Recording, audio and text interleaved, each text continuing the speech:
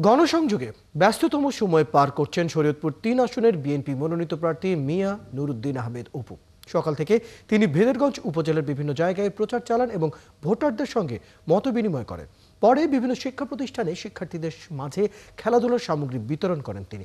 এ সময় গণতন্ত্র পুনরুদ্ধার ও ভোটের অধিকার ফিরিয়ে দিতে সবসময় পাশে থাকার অঙ্গীকার করেন তিনি।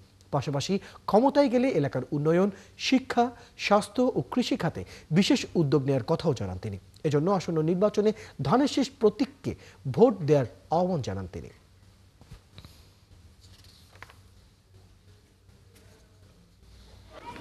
17 বছর মানুষ ভোট দিতে পারে নাই।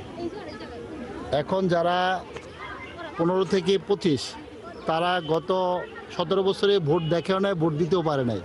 তারা ভোট দেওয়ার জন্য মুখিয়ে আছে, নির্বাচন করার জন্য সমগ্র জাতি অপেক্ষায়।